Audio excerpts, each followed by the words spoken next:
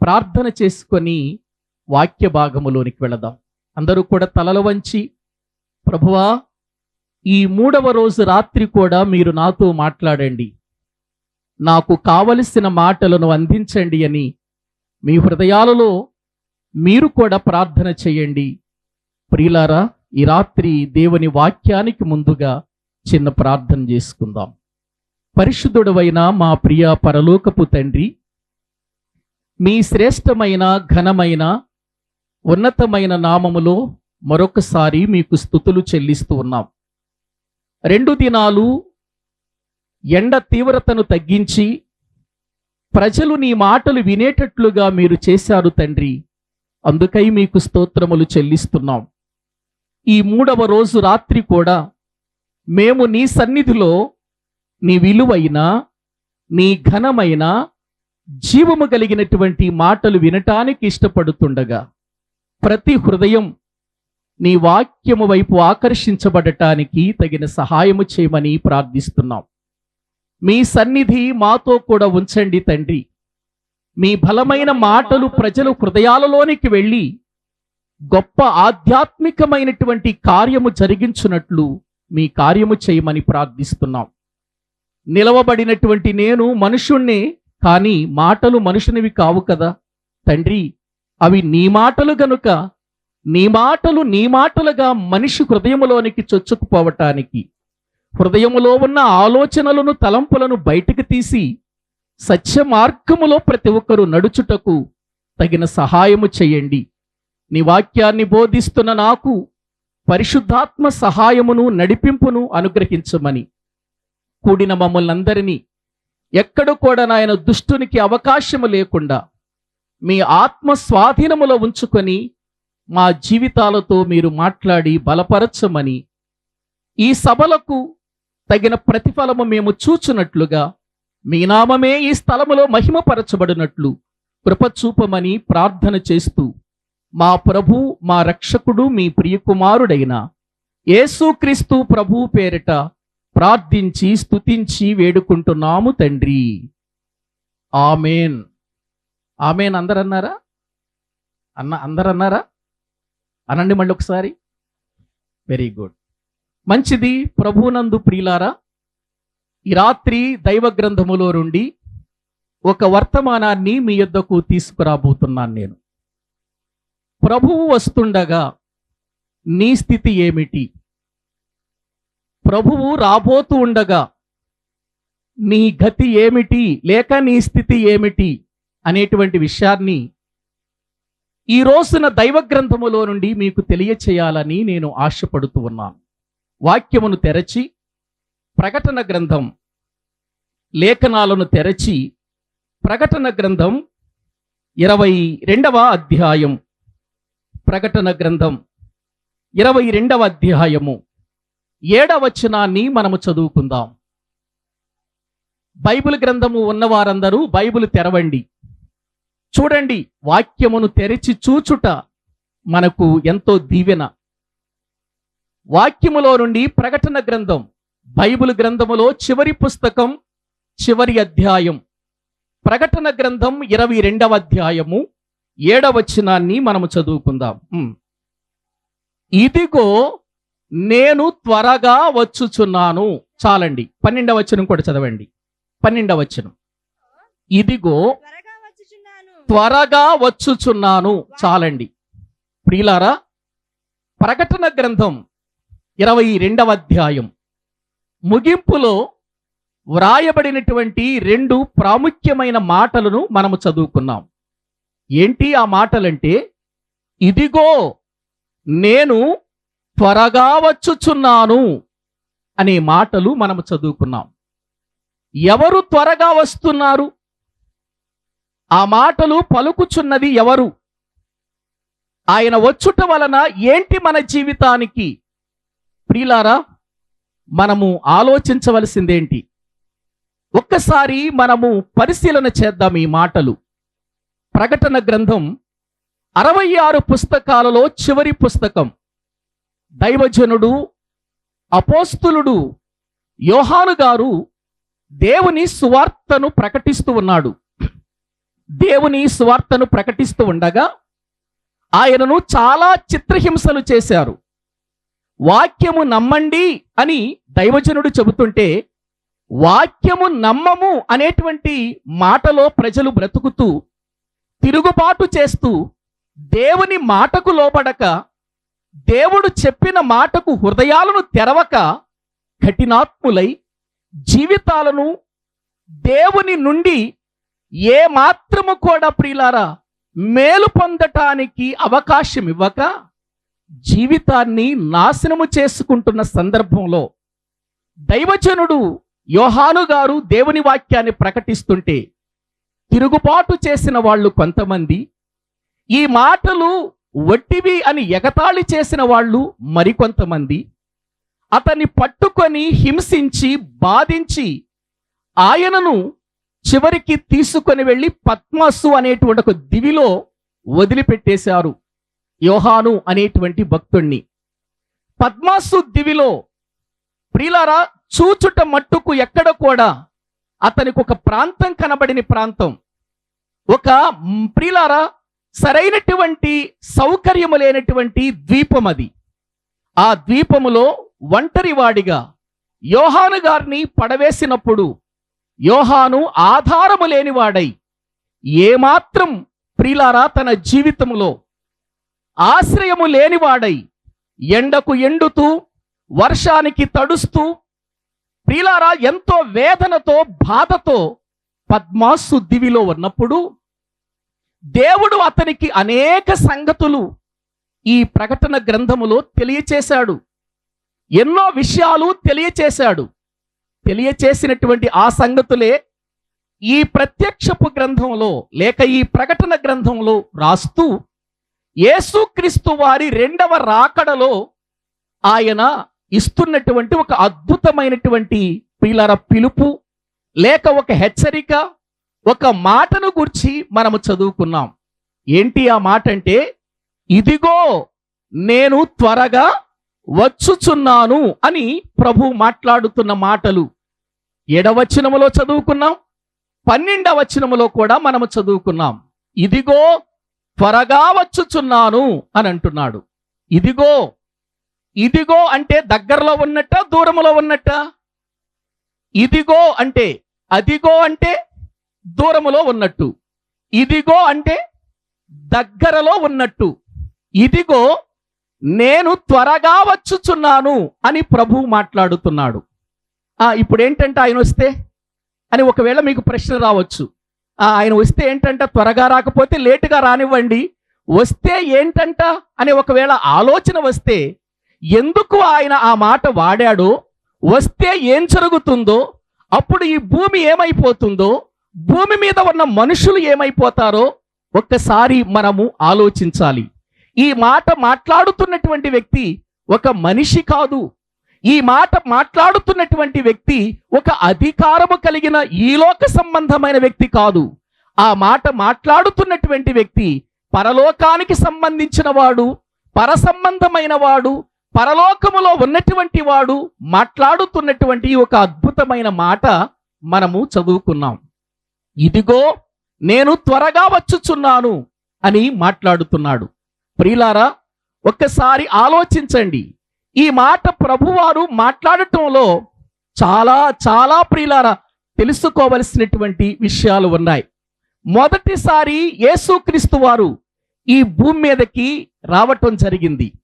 యేసుక్రీస్తు వారు మొదటిసారి వచ్చేటప్పుడు నేను వస్తున్నాను అని చెప్పలేదు ఆయన, కానీ వస్తున్నాడు అనే విషయాలు ప్రవక్తలు ప్రవచించారు. యేసుక్రీస్తు వారు ఈ లోకానికి వస్తాడని, మానవులందరి కొరకై శ్రమ అనుభవిస్తాడని, మానవుల పాపములను తన మీద వేసుకుంటాడని, మానవుల జీవితాలకు విమోచన కలిగిస్తాడని, మానవ బ్రతుకులను పాపము నుండి విమోచిస్తాడని, నిత్య జీవము కలిగిస్తాడు అని యేసుక్రీస్తు ప్రభువారు ఈ భూమి మీదకు రాకమునిపే కొన్ని వేల సంవత్సరాల క్రితమే ఎంతో మంది ప్రవక్తలు ప్రవచించారు. ఆ ప్రవక్తలందరూ ఏమనుకున్నారంటే, మా కాలంలో యేసు వస్తే బాగుంటది, మా కాలములో యేసు పుడితే బాగుంటది, మా కాలములో యేసు ప్రభు వారిని మేము చూస్తే బాగుంటది అని అనుకున్నారు. కానీ కాలము సంపూర్ణమైనప్పుడు యేసుక్రీస్తు వారు ఈ లోకానికి రావటం జరిగింది. ఎంతో మంది ప్రవక్తలు ప్రవచించారు, ఎంతో మంది భక్తులు ప్రవచించారు, ఎంతో మంది మేధావులు ప్రవచించారు. ప్రవచించిన ఆ ప్రవచనాలను నెరవేర్చటానికి యేసుక్రీస్తు వారు మొదటిసారి వచ్చాడు. వచ్చిన ప్రభువు 33.5 సంవత్సరాలు శరీరధారిగా ఈ భూమి మీద బ్రతికాడండి. శరీరధారిగా యేసుక్రీస్తు ఈ భూమి మీద బ్రతికాడు. బ్రతికిన ప్రభువు ఈ లోక సంబంధమైనటువంటి ఆలోచనలతో బ్రతకలేదు. ఆయన పర సంబంధమైన విషయాలను గూర్చి ఆలోచించాడు, తెలుసుకున్నాడు. వాటినే ప్రపంచానికి తెలియచేసి మానవులందరినీ పాపము నుండి విడిపించి నిత్య నరకము నుండి తప్పించాలి అని అనుకున్నాడు. ఆయన కాలినడకన ఒక్కొక్క గ్రామానికి వెళ్ళటం ప్రారంభించాడు. వెళ్ళిన ప్రభువు అద్భుతాలు చేశాడు, దేవుని రాజ్యమును గురించి ప్రకటించాడు. ఆయన వచ్చి చెప్పిన మొదటి మాట ఏంటంటే, పరలోక రాజ్యము సమీపించినది, మీరు సువార్తను నమ్మి బాప్తిస్మం పొందండి అని చెప్పాడు. ప్రియులారా, గ్రహించండి. అంటే క్రీస్తు రాజ్యాన్ని గురించి ప్రకటించాడు. ఆ తర్వాత ఎన్నో అద్భుతాలు చేశాడు, ఆశ్చర్య కార్యాలు చేశాడు. ఆయన 3.5 సంవత్సరాలలో ప్రియులారా లోకానికి కావలసిన మాటలన్నిటిని కూడా అందించి, ఈ మాటలు మీకు ఇచ్చి వెళుతున్నాను, ఈ మాటలు మీరు వినండి, ఈ మాటలు మీరు నమ్మండి, ఈ మాటలు మీరు విశ్వసించండి, విశ్వసించిన మీ హృదయాలు దేవునికి అప్పగించండి, లేకపోతే మీ కొరకు ఒక శిక్షా స్థలం ఉంది, ఆ స్థలములోనికి మీరు వెళ్ళిపోతారు అని ఆయన గ్రామానికి వెళ్ళి సువార్తను ప్రకటించినట్లుగా దేవుని వాక్యములో మనము చూస్తున్నాం. ఆయన సువార్త ప్రకటిస్తుంటే జరిగిన విషయం ఏంటి? ప్రియులారా, నమ్మిన వాళ్ళు కొంతమంది అయితే, నమ్మని వాళ్ళు ఎంతో మంది అయితే, ప్రియులారా, ఆయన గూర్చి రకరకాలుగా మాట్లాడుకున్నారండి. ఏమని మాట్లాడుకున్నారో తెలుసా? యేసుక్రీస్తుని గురించి, ఒక రక్షకుడు ఈ భూమి మీదకి పాపము లేనివాడిగా వచ్చి, పాపము లేనివాడిగా బ్రతుకుతూ, పాపము లేకుండా బ్రతకాలని లోకానికి చెబుతుంటే, ఆ రోజున ఆనాటి ప్రజలు యేసు ప్రభునేమన్నారో తెలుసా? వీడు త్రాగుపోతూ అని అన్నారు, వీడు తిరుగుపోతూ అన్నారు, వీడు దయ్యం పట్టిన వాడు అన్నారు, వీడు వ్యభిచారం వలన పుట్టినవాడు అని అన్నారండి. ఎవరినండి ఆ మాటలంది? యేసుక్రీస్తు వారినండి. లేఖనాల్లో మనము చూస్తాం, యేసుక్రీస్తు వారిని ఎన్ని రీతులుగా అవమానపరిచారో తెలుసా? దయ్యాలు వెళ్ళగొడుతూ ఉంటే, బయల్జెబూలు వలన ఇతడు దయ్యాలు వెళ్ళగొడుతున్నాడు, దయ్యం పట్టినవాడు అని అన్నారండి ఆయన్ని. అంటే ఆయన ఎవరో ఆనాటి ప్రజలకు చెబుతున్నా అర్థం చేసుకున్నారంటే అర్థం చేసుకోలేదు. ఆనాటి నుంచి ఈనాటి వరకు ఆయన చేసిన కార్యాలు, ఆయన చేసిన అద్భుతాలు, ఆయన చెప్పిన సువార్త లోకములో ప్రకటించబడుతుంటే నమ్మిన వాళ్ళు ఎక్కువ మంది ఉన్నారా, నమ్మని వాళ్ళు ఎక్కువ మంది ఉన్నారా? చెప్పండి ప్రియులారా.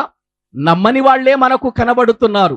మరి నమ్మని వాళ్ళు కనబడుతున్న ఈ లోకములో ఆ నమ్మని వాళ్ళు కూడా నమ్మాలని, సత్యాన్ని తెలుసుకోవాలని, ప్రియులారా వారి బ్రతుకులు మార్చుకోవాలని, వారిలో ఉన్న పాపమును విడిచిపెట్టి రావాలని దేవుడు ఆశించి ఇటువంటి సువార్త సభలు పల్లెటూరు దగ్గర నుంచి పట్టణాల వరకు సువార్తను ప్రకటిస్తూ ఉంటే, ప్రజలు ఎందుకు ఈ సువార్త కూడికలు జరుగుతున్నాయి, ఎవరి కోసం ఈ సువార్త కూడికలని ఆలోచించకుండా జీవితాలను ప్రియులారా అలాగే గడుపుతున్నారు తప్ప జీవితాన్ని మార్పు చెందించుకోవాలనేటువంటి ఆలోచన లేకుండానే కాలాన్ని ముగిస్తున్నారు. ప్రియులారా, కాలాన్ని ముగిస్తున్నారు.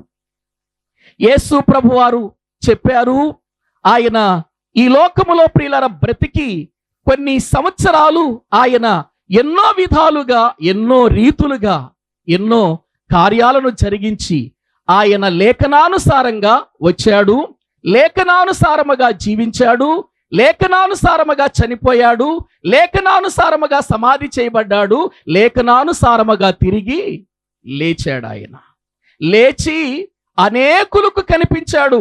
ఈ మధ్య కదా మనము ప్రియులారా పునరుత్థానపు పండుగలు చేసుకున్నాము కదా.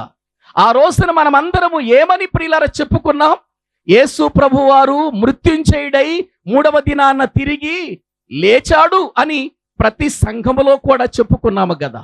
లేచిన ప్రభువు అనేకులకు కనబడి ఆయన అందరూ చూస్తూ ఉండగానే ఆరోహణమై వెళ్ళిపోయాడు. ప్రియులారా, ఆయన ప్రజల మధ్యలో ఉండి అప్పటి వరకు రుజువులు చూపిస్తూ, అద్భుతాలు చేస్తూ, ఆశ్చర్య కార్యాలు చేస్తూ ఆయన వెళ్ళిపోతూ ఉండగా, మేఘాల మీద వెళ్ళిపోతూ ఉండగా ఆ రోజున గలిలయ మనుషులందరూ చూస్తున్నారు. గలిలయ మనుషులందరూ చూస్తూ ఆశ్చర్యపోతున్నారు. ఇదేంటి, ఇప్పటి వరకు మన మధ్యలో ఉన్నాడు కదా, ఇప్పటి వరకు మన మధ్యలోనే తిరిగాడు కదా, మన మధ్యలోనే చనిపోయాడు, మన మధ్యలోనే పాతి పెట్టబడ్డాడు, మన మధ్యలోనే తిరిగి లేచాడు, లేచిన వాడు మనకు కనపడ్డాడు, కనబడిన వాడు మనము చూస్తుండగానే వెళ్ళిపోతున్నాడేంటి అని ఆశ్చర్యంగా చూస్తూ ఉంటే, ఆ రోజున దేవుని దూతలు ఏం చెప్పారో అపోస్తుల కార్యముల గ్రంథం చూడండి ఒక్కసారి. అపోస్తుల కార్యముల గ్రంథం 1వ అధ్యాయం వాక్య భాగములో ప్రియులారా మనము చూద్దాం. 1వ అధ్యాయము 9వ వచనము నుండి లేఖనాలలో నుండి మనము చదువుకుందాం. అపోస్తుల కార్యముల గ్రంథం 1వ అధ్యాయము 9వ వచనాన్ని మనము చదువుకుందాం. ఈ మాటలు చెప్పి వారు చూచుచుండగా ఆయన ఆరోహణమాయను. అప్పుడు వారి కన్నులకు కనబడకుండా ఒక మేఘము ఆయనను కొనిపోయెను. ఆయన వెళ్ళుచుండగా ఆకాశం వైపు తేరి చూచి, అక్కడున్న గల్లియ మనుషులు ఆకాశం వైపు తేరి చూస్తున్నారు ఆయన వెళ్ళిపోతుంటే. చదవండి. ఇదిగో తెల్లని వస్త్రములు ధరించుకొనిన 2 మనుషులు వారి యొద్ద నిలిచి, గలిలయ మనుషులారా, మీరెందుకు నిలిచి ఆకాశము వైపు చూచుచున్నారు? మీ యొద్ద నుండి పరలోకమునకు చేర్చుకొనబడిన ఈ యేసే ఏ రీతిగా పరలోకమునకు వెళ్ళుట మీరు చూచితిరో, ఆ రీతిగాని ఆయన తిరిగి వచ్చునని వారితో చెప్పిరి. చాలండి. వాక్యములో మనము గమనించాలి. ఇక్కడ యేసుక్రీస్తు వారు 3వ దినాన తిరిగి లేచి మృత్యుంజయుడై ఆయన అనేకులకు కనబడి ఆ గలిలయుల మధ్యలో ఆ ఒలీవల కొండ దగ్గర ఆయన ఆరోహణమై వెళ్ళిపోతున్నాడు. ఆరోహణమై అందరూ చూస్తుండగా వెళ్ళిపోతుంటే వీళ్ళంతా విచిత్రంగా చూస్తున్నారండి. విచిత్రంగా చూస్తున్నారు. ఆ విచిత్రంగా చూస్తున్నటువంటి సమయంలో ఒక మేఘం రావటం, ఆ మేఘాల మీద ఆయన కొనిపోబడటం వాళ్ళు జీవితంలో ఎన్నడూ చూడనటువంటి ఒక దృశ్యం.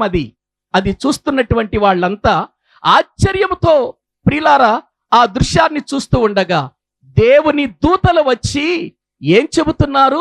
గలిలయ మనుషులారా, ఎందుకు మీరు వింతగా ఆశ్చర్యంగా చూస్తున్నారు? ఏ రీతిగా యేసు పరలోకమునకు ఎక్కిపోవటం మీరు చూస్తున్నారో, వెళ్ళిన ఆ యేసే మరలా ఏమవుతాడు చెప్పండి? తిరిగి వస్తాడు. వెళ్ళిన ఆ యేసే మరలా తిరిగి వస్తాడు. వచ్చాడు కదండి ఒకసారి, మళ్ళీ ఎందుకు రెండవసారి రావటం? ఏమండి, ఒకసారి వచ్చాడు కదా, వచ్చాడు, చేయవలసిందంతా చేశాడు, మళ్ళీ ఎందుకు రెండవసారి రావటం? దేవుని దూతలు మాట్లాడుతున్నాయి, ఇదిగో చెబుతున్నాయి. వాస్తవం ఏంటో తెలుసండి? యేసుక్రీస్తు పుట్టినప్పుడు ఆయన పుట్టిన వార్త కూడా దేవదూతలే చెప్పారు. గమనించండి.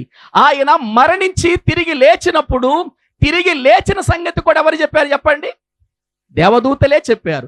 ఇప్పుడు ఆరోహణమై వెళ్ళిపోతున్నటువంటి యేసుక్రీస్తు వారు మరలా తిరిగి వస్తాడని ఎవరు చెబుతున్నారు చెప్పండి? దేవదూతలే చెబుతున్నారు. ఇక్కడ మనుషుల ప్రమేయం ఏమనుందండి?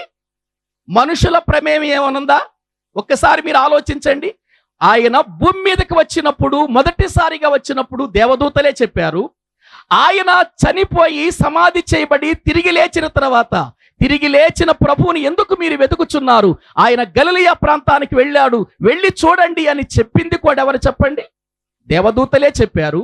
ఇప్పుడు ఆయన ఆరోహణమై వెళ్ళిపోయినటువంటి ప్రభువు మళ్ళీ రెండవసారి వస్తాడని ఎవరు చెబుతున్నారు? దేవుని దూతలే చెబుతున్నారు. అయ్యా, మంచినీళ్ళు ఆపండి, ఇవ్వకండి, ఎందుకంటే వాక్యం వాళ్ళు వినలేరు. గమనించండి ప్రియులారు, ఇక్కడ వాక్యాన్ని మనం జ్ఞాపకం చేసుకుంటే దేవదూతలే చెబుతున్నారు. ఎక్కడి నుండి వచ్చారు ఈ దేవదూతలు? ఏ స్థలము నుండి వచ్చారు ఈ దేవదూతలు? భూమి మీద పుట్టిన వాళ్ళ వీళ్ళంతా? దేవదూతలు అంటే ఎవరు అనుకుంటున్నారు ప్రియులారా? పరలోకములో పుట్టినటువంటి సైన్యం ఇది. పరలోకపు సైన్యం భూమి మీదకి దిగి వచ్చి ఆయన పుట్టిన దినాన్ని గురించి చెప్పింది, ఆయన తిరిగి లేచిన దినాన్ని గురించి చెప్పారు. ఇప్పుడు ఆయన ఆరోహణమైన సంగతి చెబుతూ ఆయన మరలా తిరిగి వస్తాడు అనే విషయాన్ని కూడా వారు చెబుతున్నారు. ప్రియులారా, తిరిగి వస్తాడు అని కూడా చెబుతున్నారు. ఆయన తిరిగి వస్తాడు అనేటువంటి విషయాన్ని ఎందుకు చెబుతున్నారు వారంటే, మనుషులారా, ఇదిగో ఇప్పుడు వచ్చింది, మానవుల పాపాలను తీసివేయటానికి వచ్చాడు, మానవుల జీవితాలను బాగు చేయటానికి వచ్చాడు, మానవుల యొక్క బ్రతుకులను మార్చటానికి సిలువలో వేలాడి చనిపోయి గొర్రెపిల్ల వలె మౌనముగా ఉండటానికి వచ్చాడు. కానీ రెండవసారి రాబోతున్నాడు. ఎందుకు రాబోతున్నాడు? ఏవండి, ఎందుకు రాబోతున్నాడు? మళ్ళీ చనిపోవటానిక, మళ్ళీ సిలువ ఎక్కటానిక, మళ్ళీ మరణించటానిక, మళ్ళీ ప్రియులార మానవుల యొక్క పాపములను తీసివేయటానిక? కాదు కాదు. ఎందుకు వస్తున్నాడో తెస్సలోనికలకు రాసిన మొదటి పత్రిక వాక్యములో నుండి చూద్దాం రండి ప్రియులారా. తెస్సలోనికలకు రాసినటువంటి రెండవ పత్రిక మొదటి అధ్యాయం ప్రియులారా 6వ వచనము నుండి చదువుకుందామండి.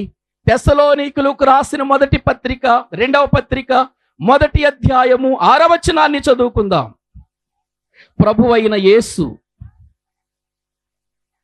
తన ప్రభావమును కనపరుచు దూతలతో కూడా పరలోకము నుండి అగ్ని జ్వాలలలో ప్రత్యక్షమై దేవునిని ఎరుగని వారికిని మన ప్రభువైన సువార్తకు లోబడిని వారికిను ప్రతిదండన చెయ్యటానికి రాబోతున్నాడు. ప్రియులారా గమనించండి, ఎందుకు రాబోతున్నాడు? రెండవసారి యేసుక్రీస్తు ఎందుకు రాబోతున్నాడు? ప్రతిదండన చెయ్యటానికి రాబోతున్నాడు. ఎవరికండి ప్రతిదండన? ఎవరికి చేయబోతున్నాడు? అక్కడే వ్రాయబడింది కదండి వాక్యములో మనము చూస్తే, ప్రియులారా, దేవుని ఎరుగని వారికి. ఏమండి, దేవుని ఎరుగని వారికి, ఆయన సువార్తకు లోబడని వారికి ఏం చేయటానికి రాబోతున్నాడు? ఆయన ప్రతిదండన చెయ్యటానికి రాబోతున్నాడు. ప్రియులారా, ఒక్కసారి మీరు ఆలోచించండి, బాగా పరిశీలన చెయ్యండి ఈ మాటలు. మొదటిసారి వచ్చినప్పుడు గొర్రెపిల్లగా వచ్చాడు, ఈసారి వచ్చినప్పుడు అగ్ని జ్వాలలలో రాబోతున్నాడు. ఎలా రాబోతున్నాడండి? ఏమండి, అగ్ని జ్వాలలతో రాబోతున్నాడు ఆయన. మొదటిసారి వచ్చినప్పుడు సాధువుగా వచ్చాడు, సాత్వికుడిగా వచ్చాడు, దీనుడిగా వచ్చాడు, రక్షించటానికి వచ్చాడు, క్షమించటానికి వచ్చాడు, విమోచించటానికి వచ్చాడు, పాప పరిహారము చేయటానికి వచ్చాడు, మానవుల అతిక్రమములను ప్రియులను తీసివేయటానికి వచ్చాడు. మొదటిసారి వచ్చాడు, చేయవలసిన పనంతా చేశాడు. ఇక రెండవసారి ఎందుకు రాబోతున్నాడో తెలుసా? మొదటిసారి నేను వచ్చి రక్తము చిందించాను, మొదటిసారి వచ్చి మానవులను విమోచించటానికి నా ప్రాణం ఇచ్చాను, మొదటిసారి వచ్చినప్పుడు మానవుల దోషములన్నీ నా మీద వేసుకొని గొర్రెపిల్లగా మౌనంగా నా యొక్క జీవితాన్ని సిలువకు అప్పగించి శ్రమ పొంది బాధ అనుభవించి నేను మరణించాను, ఆఖరి బట్టు వరకు నా రక్తాన్ని చిందించాను. ఎందుకో తెలుసా? మీరందరూ నా రక్తములో కడగబడతారని, మీరందరూ మీ పాపముల నుండి విమోచించబడతారని, మీరందరూ రక్షించబడతారని, మీరందరూ మారు మనసు పొందుతారని, మీరందరూ సువార్తకు లోబడతారని, మీరందరూ దేవుని ఎరిగిన వారిగా బ్రతుకుతారని మొదటిసారి వచ్చి చేశాను. ఈ రెండవసారి ఎందుకు రాబోతున్నానో తెలుసా? ఇంత వాక్యము చెప్పినా, ఇన్ని మీటింగులు పెట్టినా, ఇంతమంది బోధకులు వచ్చి బోధించినా, మారండి మారండి, పాపముని విడిపించుకోండి, బ్రతుకులు మార్చుకోండి, జీవితాలను మార్చుకోండి అని చెప్పినా మారలేదు. చూశారా? దేవుని నమ్మలేదు. చూశారా? వీరందరికీ ఏం చేయటానికి రాబోతున్నాడు? ఆయన ప్రతిదండన చెయ్యటానికి రాబోతున్నాడు. ప్రియులారా, ఆలోచించండి, ప్రతిదండన చెయ్యటానికి రాబోతున్నాడు. నువ్వు ప్రభువుని నమ్మలేదు కదా, ఎంత చెప్పినా కూడా నువ్వు వినలేదు కదా, ఎంతమంది నీ దగ్గరకు వచ్చి మాట్లాడినా లోబడలేదు కదా, ఎన్నో మీటింగులకు హాజరయ్యావు, వాక్యం విన్నావు, కానీ సువార్తకు లోబడలేదు కదా. దేవుని నమ్మండి అని ఎన్నిసార్లు చెప్పినా, టీవీలలో చెప్పినా విన్నావు, మీటింగులో చెప్పినా విన్నావు, చర్చిలో చెప్పినా విన్నావు, కుటుంబ ప్రార్థనలో చెప్పినా విన్నాం, సభలలో చెప్పినా విన్నావు, కానీ మారలేదు కదా. మారనటువంటి వారికి, దేవుని నమ్మనటువంటి వారికి ఏం చేయటానికి రాబోతున్నాడు ఆయన? ప్రతిదండన. ఎందుకు మారలేదయ్యా? మారకపోవటానికి కారణమేంటి? ఎందుకు నువ్వు మార్పు చెందలేదు? నీ జీవితాన్ని బాగు చేసుకుంటావని ఎంత టైం ఇచ్చానో తెలుసా? ఎంత సమయం ఇచ్చానో తెలుసా నేను? ఇదిగో నేను ఈ లోకములో నుండి మానవులను రక్షించి విమోచించటానికి వచ్చి వెళ్ళిపోయిన తర్వాత 1000 సంవత్సరాలు నీకు ఇచ్చానయ్యా. ఈ 1000 సంవత్సరాలలో ఎంతో మంది పుట్టారు, ఎంతో మంది చనిపోయారు, ఇంకా పుడుతూనే ఉన్నారు, పెరుగుతూనే ఉన్నారు, యవనస్తులు ఉన్నారు, ప్రతి కాలములో కూడా వృద్ధాప్యములో ఉన్న వారు ఉన్నారు, చిన్నపిల్లల వారు ఉన్నారు.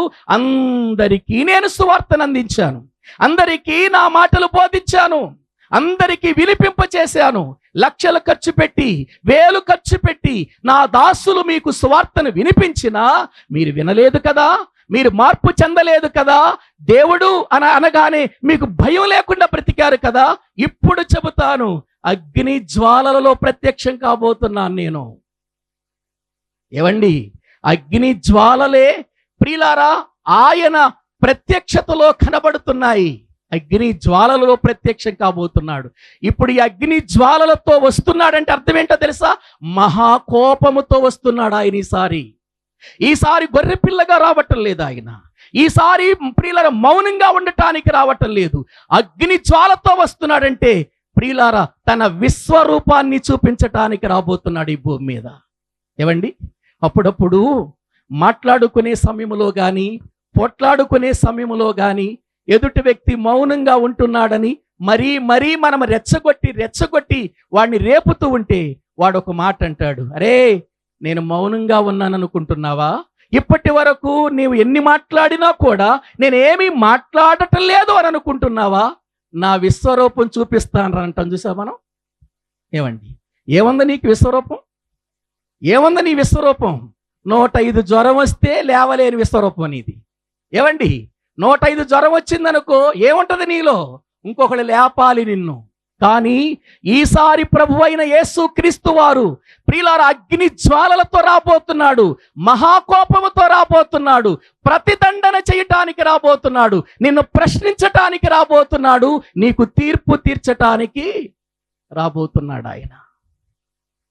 వచ్చేవాడు ప్రియులారా ఎప్పుడు వస్తాడో తెలియదు, ఏ సమయమున వస్తాడో తెలియదు. కానీ ఒకటి మాత్రం చెబుతున్నాడు, ఇదిగో నేను త్వరగా వచ్చుచున్నాను. ఇప్పుడు మీరు ప్రకటన గ్రంథం 22వ అధ్యాయం 7వ వచనం మళ్ళీ చదవండి. 7వ వచనం మళ్ళీ చదవండి. ఇప్పుడు ఆయన ఏం చెబుతున్నాడో ఒకసారి చూద్దామండి. ఇదిగో నేను త్వరగా వచ్చుచున్నాను, ఈ గ్రంథములోని ప్రవచన వాక్యములు గైకొనువాడు ధన్యుడు. ప్రియులారా ఒక్కసారి ఆలోచించండి, ఏమంటున్నాడు ఇక్కడ? నేను త్వరగా వస్తున్నాను, నేను వచ్చే లోపు మీరు ఈ గ్రంథములోని ప్రవచన వాక్యములను ఏం చేయమంటున్నాడు చెప్పండి? గైకొనండి. గైకొంటే మీరు ధన్యులు. విని మార్పు చెందితే ధన్యులు. విని జీవితాలు మార్చుకుంటే మీరు ధన్యులు అని మాట్లాడుతున్నాడు. అంటే అవకాశం ఇస్తున్నాడా లేదా? ఏవండి, అవకాశం ఇస్తున్నాడా లేదా మనుషులకు? నేను త్వరగా వస్తున్నాను, నేను వచ్చేలోపే మీరందరూ ఏమైపోవాలి? మారాలి. నా మాటలు విని జీవితాలు మార్చుకోవాలి. ఒకవేళ నేను పలానా రోజు వస్తాను అని అంటే, ఏ రోజు వస్తానో చెబితే ఒకవేళ మీరు ఆ టయానికి మారొచ్చు. కానీ నేను అలా రానుగా. నేను ఎలా వస్తానో తెలుసా? ఏ రీతిగా వస్తానో తెలుసా? నేను దొంగవలే వస్తాను. అదే ప్రియులార తెస్సలోనికీయులకు రాసినటువంటి ప్రియులార పత్రికలో చూడండి, మొదటి పత్రిక. దేవుని వాక్యాన్ని మనము చూడగలిగినట్లయితే వ్రాయబడినటువంటి మాటలు ప్రియులార ఎంత అద్భుతమైనటువంటి విషయాలు అక్కడ వ్రాయబడి ఉన్నాయో. 4వ అధ్యాయము ప్రియుల 5వ అధ్యాయము చూడండి. ముందు 5వ అధ్యాయము 4వ వచనాన్ని చదువుకుందాం. ఆ దినము దొంగవలే మీ మీదికి వచ్చుటకు మీరు చీకటిలో ఉన్నవారు కాదు. మొదటి వచనం చదవ మళ్ళీ. సహోదరులారా, ఆ కాలమును గూర్చియు ఆ సమయములను గూర్చియు మీకు వ్రాయనక్కరలేదు. రాత్రి వేళ దొంగ ఎలాగూ వచ్చునో అలాగే ప్రభు దినము వచ్చునని మీకు బాగుగా తెలిపేశాను కదా, చెప్పేశాను కదా. నేను ఎప్పుడు వస్తానో తెలియదు, ఏ రోజు వస్తానో తెలియదు, ఎట్లా వస్తానో తెలియదు. కానీ ఒక విషయం చెబుతున్నాను, రావటం మాత్రం ఖాయం. వస్తాను. కానీ ఎప్పుడు వస్తానో చెప్పను. నేను ఎలా వస్తాను? నేను దొంగవలే వస్తాను. ఏమండి, దొంగ ఎలా వస్తాడు మన ఇంటికి? ఫోన్ చేసి వస్తాడా? ఇవాళ మీ ఇంటికి వస్తున్నాను, మీ ఇంట్లో బంగారాన్ని దొంగిలిస్తాను, కాబట్టి మీరు రెడీగా కాసుకుని ఉండండి అంటాడా? ఫోన్ చేసి వస్తాడా? ఏవండి, వాడు ఎప్పుడు వస్తాడో తెలియదు, ఎలా వస్తాడో తెలియదు, గోడ దూకి వస్తాడో తెలియదు, మనం నిద్రపోతుండగా ఇంట్లోకి వెళతాడో తెలియదు, ఏ బీరువా పగలగొడతాడో తెలియదు, ఏ లోపల ఉన్నటువంటి వస్తువులు తీసుకెళ్తాడో తెలియదు. ప్రియులారా, తెలిసి వస్తాడా, తెలియకుండా వస్తాడు దొంగ? తెలియకుండా వస్తాడు కదా. నేను కూడా అట్లాగే వస్తా. ఎప్పుడు వస్తానో తెలియదు కానీ వస్తా. ఎప్పుడు వస్తానో తెలియదు కానీ వస్తా. దొంగ వచ్చినట్లుగా వస్తా, తెలియకుండా వస్తా, సడన్ గా వస్తా అని అంటున్నాడు. ప్రియులారా, వచ్చే లోపు నువ్వేం చేయాలో తెలుసా? ఈ ప్రవచన వాక్యములను గైకొనాలి అని మాట్లాడుతున్నట్లుగా మనం చూస్తున్నాం. ఒకవేళ మీరు ఇలా అనొచ్చు, పాస్టర్ గారు, యేసు ప్రభు వస్తాడు, యేసు ప్రభు రెండవసారి వస్తాడు, రెండవ రాకడలో వస్తాడు, తీర్పు తీర్చటానికి వస్తాడు, ప్రతిదండన చేయటానికి వస్తాడు అని నా చిన్నప్పటి నుండి వింటున్నానండి, కానీ ఇప్పటి వరకు ఆయన రాలేదు, అసలు వస్తాడంటారా అని మీరు అనొచ్చు. ప్రియులారా, రావటం ఖాయం. మొదటిసారి వస్తాను అనన్నవాడు వచ్చాడా లేదా? మానవులందరి కొరకు నా యొక్క రక్తాన్ని చిందిస్తాను అన్నవాడు చిందించాడా లేదా? మానవుల పాపములను విమోచించటానికి నేనే బలైపోతానన్నాడు, బలైపోయాడా లేదా? బలైపోయాడు కదండి. మరి మొదటిసారి వస్తానన్నవాడు వచ్చాడు, కానీ ఎప్పుడు వచ్చాడు? కాలము సంపూర్ణమైనప్పుడు వచ్చాడు కదా. కానీ ఇప్పుడు రెండవసారి ఆయన ఎలా వస్తాడో ఎవ్వరికీ తెలియదు ప్రియులారా, కానీ వస్తాడు.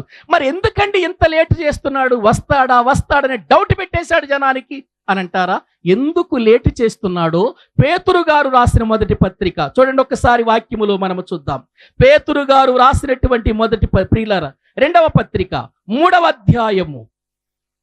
అధ్యాయము ఎందుకు ఆయన లేట్ చేస్తున్నాడో చూద్దాం. 9వ వచనం అండి, 9వ వచనం.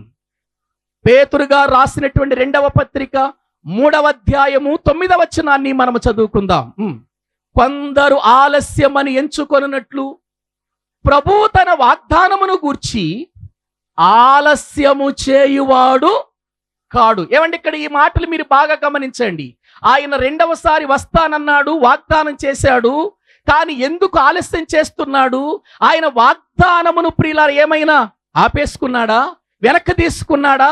లేదండి, ఆలస్యము చెయ్యడు, వస్తాడు. మరి ఎందుకు ఆలస్యం చేస్తున్నాడో చూడండి కింద. ఎవడును నశింపవలనని ఇచ్చయింపక అందరూ ఏం పొందాలని?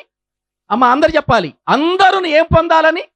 మారు మనసు పొందవలనని కోరుచు మీ ఎడల దీర్ఘశాంతము కలవాడయ్యున్నాడు. అంటే ఏం చూపిస్తున్నాడు ఆయన మన ఎడల? దీర్ఘశాంతం చూపిస్తున్నాడు. దీర్ఘశాంతం. ప్రియులారా, నువ్వు మారాలని కోరుకుంటున్నాడు, నువ్వు మార్పు చెందాలని కోరుకుంటున్నాడు. నువ్వు త్రాగుపోతువా? బయటికి రా. నీవు తిరుగుపోతువా? బయటికి రా. నువ్వు వ్యభిచారివా? బయటికి రా. నువ్వు దొంగవా? బయటికి రా. నువ్వు జూదగాడివా? బయటికి రా. నువ్వు నేరస్తుడివా? బయటికి రా. బయటికి రావాలని ఆయన కోరుకుంటున్నాడు. అంటే విడిచిపెట్టాలని కోరుకుంటున్నాడు ఆయన. నీ పాపముని విడిచిపెట్టి నువ్వు బయటికి రావాలి. ఎందుకంటే పాపము వలన వచ్చేటువంటి జీతం మరణం. అది మహాభయంకరమైన అగ్నిగుండం. ఆ అగ్నిగుండము ఎలా ఉంటుందో ఆయనకు తెలుసు కాబట్టి నా పిల్లలు అగ్నిగుండములోనికి వెళ్ళకూడదు, ఆ అగ్నిగుండంలో కాలిపోకూడదు, యుగయుగాలు ఆ భయంకరమైనటువంటి అగ్నిలో యాతన పడకూడదు. మనకు తెలుసు కదండి లాజరు ధనవంతుని చరిత్ర.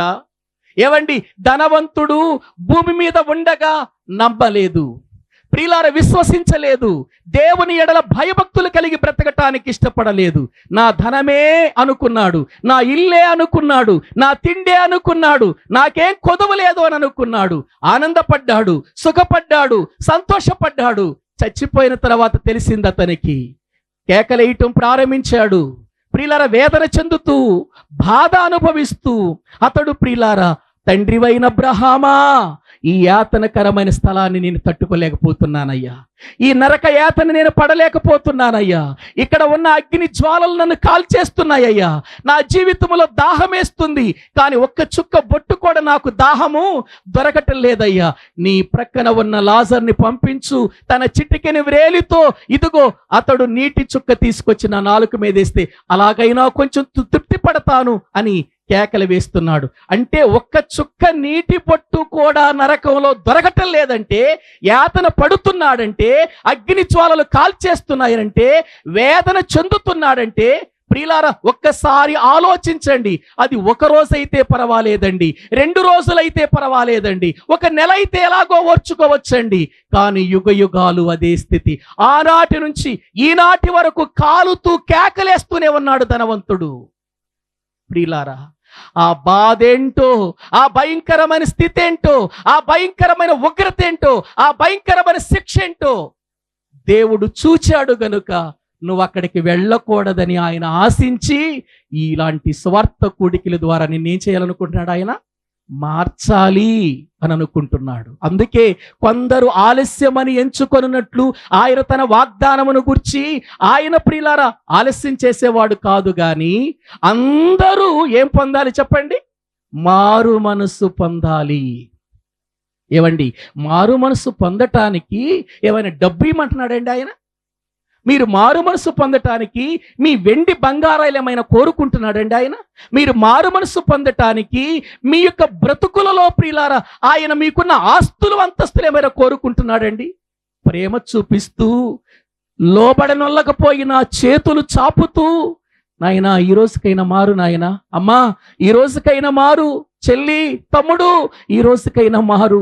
ఎందుకు ఆ యాతనకరమైన స్థలములోనికి వెళ్ళిపోతావు? ఆ భయంకరమైనటువంటి అగ్నిగుండములోనికి ఎందుకు వెళ్ళిపోతావయ్యా? నీకోసం నా రక్తము కార్చాను, నీకోసం నా ప్రాణం అర్పించాను, నీకోసం నా జీవితాన్ని త్యాగం చేసి వచ్చాను భూమి మీద, నీకోసం బలైపోయి వచ్చాను నేను. మారు నాయనా మారు. బ్రతిమిలాడుతూ నీ ఎడల దీర్ఘశాంతం చూపిస్తున్నాడు. నిన్ను లేపేయటం ఆయనకి పెద్ద పనేం కాదు, నిన్ను తీసేయటం ఆయనకి పెద్ద పనేం కాదు, నిన్ను ఈ భూమి మీద నుండి ప్రియులను తొలగించటం ఆయనకి పెద్ద పనేం కాదు. కానీ ఆయన ఉద్దేశం ఒక్కటే, నువ్వు మారు మనసు పొందకుండా చావకూడదు, నువ్వు రక్షణ పొందకుండా చావకూడదు. నీ స్థితి ఎంత భయంకరమైనటువంటి పరిస్థితికి వెళ్ళిపోతుందో ఎరిగిన దేవుడు మన ఎడల ఏం చూపిస్తున్నాడు చెప్పండి? దీర్ఘశాంతము చూపిస్తున్నాడు. మనందరము మారు మనసు పొందాలని. ప్రియులారా ఎంత ప్రేమ ఆయనకు ఉందో, ఆయన ప్రేమను నువ్వు అర్థం చేసుకుంటున్నావా? ప్రియులారా ఆయన మీద లేనిపోయిన మాటలు పుట్టిస్తున్నావు, ఆయన గురించి అనేక రీతులుగా నీ వ్యర్థమైన మాటలు మాట్లాడుతున్నావు, నీ ఎడల ప్రేమ చూపించేటువంటి వాడి మీద తిరుగుబాటు చేస్తున్నావు, నీ ఎడల ప్రేమ చూపిస్తూ నువ్వు మారాలని నీ వైపు దినమెల్లా చేతులు చాపుతున్నా ఆ దేవుని మీద తిరుగుబాటు చేస్తున్నావు. ఎందుకయ్యా? దేవుని చేతిలో పడుట బహు భయంకరమన్నాడు బైబిల్లో. ఆయన చేతులు పడొద్దు. ఒక మనిషి చేతిలో పడి తప్పించుకోవచ్చేమో, లేదు ఒక పోలీసుల చేతిలో నుండి నువ్వు తప్పించుకోవచ్చేమో, ఒక గవర్నమెంట్ చేతిలో నుండి నువ్వు తప్పించుకోవచ్చేమో. దేవుని చేతిలో నీవు పడి తప్పించుకునే అవకాశం. అందుకే ప్రేమ కలిగిన వాడు ఆయన, నేను మొదటిసారి వచ్చి చేసిన కార్యాన్ని ఒక్కసారి జ్ఞాపకం చేసుకో, మళ్ళీ 2వసారి రాబోతున్నాను. ఈ ప్రవచన వాక్యములు, ఈ గ్రంథంలో ప్రవచన వాక్యాలని నీ కోసమే వినిపిస్తున్నాను. విని నీ జీవితాన్ని ఏం చేసుకోమన్నాడు చెప్పండి? మార్చుకో అని అంటున్నాడు. ప్రియులారా ఇక ఇప్పుడు 12వ వచనం చదవండి. అక్కడికి వచ్చేసరికి ఏమన్నాడు? ప్రకటన గ్రంథము 22వ అధ్యాయము 12వ వచనం చదవండి ప్రియులారా. అక్కడికి వచ్చేసరికి ఏమన్నాడు?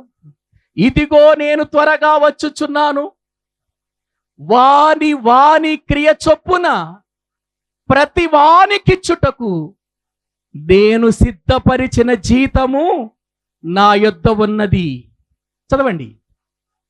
నేను అల్ఫయు మేఘయు, మొదటి వాడను కడపటి వాడను, ఆదియు అంతమునయ్యున్నాను. చాలండి. వాక్యములో ప్రియులారా మనము చూస్తున్నామండి, అక్కడ వ్రాయబడినటువంటి మాటలు మీరు జ్ఞాపకం చేసుకోండి. ఏమంటున్నాడు? ఇదిగో నేను త్వరగా వచ్చుచున్నాను, వాని క్రియ చొప్పున ప్రతి వానికి ఏ సిద్ధం చేశాను? జీతం. జీతం తీసుకోవటానికి ప్రియులారా మనిషి యొక్క జీవితాన్ని దేవుడు ప్రియులారా ఇదిగో సిద్ధము చేస్తున్నాడు. ఆలోచించండి. అక్కడ ఏమంటున్నాడు? నేను త్వరగా వస్తున్నాను, ప్రతి వానికి ఇచ్చుటకు జీతము నా యొద్ద ఉంది. 11వ వచనం చదవండి. 11వ వచనం. అన్యాయము చేయువాడు వదిలేసేయండి, ఇక వాడు చెప్పిన వినే పరిస్థితిలో లేడిక. అన్యాయం చేసేవాడిని అన్యాయం చేయనివ్వండి. అపవిత్రుడైన వానిని ఇంకను అపవిత్రుడుగానే ఉండనిమ్ము, నీతిమంతుడును ఇంకను నీతిమంతుడుగానే ఉండనిమ్ము, పరిశుద్ధుడు ఇంకనూ పరిశుద్ధుడుగానే ఉండనిమ్ము. ఇదిగో నేను త్వరగా వచ్చుచున్నాను. ఇదేంటండి? అక్కడేమో 7వ వచనములో గైకొనండి ఈ గ్రంథములో ఉన్న వాక్యాలు, నేను త్వరగా వస్తున్నానన్నాడు. ఇక్కడేమంటున్నాడంటే అన్యాయం చేసేవాడిని అన్యాయం చెయ్యనివ్వండి. అంటే అర్థం ఏంటి? వాడు మారే స్థితిలో ఇక లేడు. వాడు అన్యాయాన్ని విడిచిపెట్టే స్థితిలో లేడు, పాపాన్ని విడిచిపెట్టే స్థితిలో లేడు, దుర్మార్గతను విడిచిపెట్టే స్థితిలో లేడు, దోషాలను విడిచిపెట్టే స్థితిలో లేడు. వాడిని అట్లా ఉంచేసేయండి, వాడిని ఉంచేసేయండి. ఎన్నిసార్లు చెప్పినా వాడు వినలేదు కదా, ఎన్నిసార్లు చెప్పినా తిరుగుబాటు చేశాడు కదా, ఎన్నిసార్లు చెప్పినా మనసు మార్చుకోలేదు కదా. ఉండనివ్వండి, వాడిని అట్లాగే ఉండనివ్వండి. అన్యాయస్తుడిని అన్యాయస్తుడుగానే ఉండనివ్వండి, నీతిమంతుణ్ణి నీతిమంతుడుగా ఉండనివ్వండి, పరిశుద్ధుణ్ణి పరిశుద్ధుడుగానే ఉండనివ్వండి. పరిశుద్ధుడికి వాని క్రియలను బట్టి ఏ జీతం ఇవ్వాలో, ఇదిగో నీతిమంతునికి తన క్రియలను బట్టి ఏ జీతం ఇవ్వాలో, అన్యాయస్తుడికి నేను ఏ జీతం ఇవ్వాలో అదంతా ఏం చేశాను? సిద్ధం చేసేసాను, తీసుకువస్తున్నాను. అంటే ఇప్పుడు ప్రతి వానికి ప్రతిఫలం ఇవ్వటానికి రాబోతున్నాడు ఆయన. ప్రియులారా, ప్రతిదండన చేయటం చేసి వదిలిపెట్టాడు. ప్రతిదండన చేసిన తర్వాత ఏమివ్వబోతున్నాడు? ప్రతిఫలం. ప్రతిఫలం ఇవ్వబోతున్నాడు. మనిషి, నువ్వు అనుకుంటున్నావేమో నాకు జ్ఞానం ఉంది, నాకు చదువు ఉంది, నాకు డబ్బు ఉంది, నాకు ఆస్తి ఉంది, తెలివితేటలు చాలా ఉన్నాయి. నీ తెలివితేటలు దేవుని దగ్గర పనికిరావు. నీ చదువు, నీ డబ్బు, నీ ఉద్యోగం, నీకున్న ఆస్తులు, అంతస్తులు అసలు అక్కడ ఏమాత్రము ఎన్నికకే రావండి, ఎన్నికకే రావు. ఆలోచించు. ప్రభు మాట్లాడుతున్నాడు. ప్రతిదండన చేయటం మాత్రమే కాదు, ప్రతిఫలం ఇవ్వటానికి నేను రాబోతున్నాను. ప్రియులారా, ఏంటి ప్రతిఫలం? నువ్వు ఏ పాపము చేశావో ఆ పాపానికి తగిన ప్రతిఫలం, ఏ దోషము చేశావో ఆ దోషానికి తగిన ప్రతిఫలం, ఎక్కడ అబద్ధం ఆడావో దానికి ప్రతిఫలం, ఎక్కడ జారత్వం చేసావో దానికి ప్రతిఫలం, ఎక్కడ చిల్లంగితనం చేసావో దానికి ప్రతిఫలం, ఎక్కడ అభిచారం చేసావో దానికి ప్రతిఫలం, ఎక్కడ విగ్రహారాధన చేసావో దానికి ప్రతిఫలం. ప్రతి దానికి ఏమివ్వటానికి రాబోతున్నాడు ఆయన?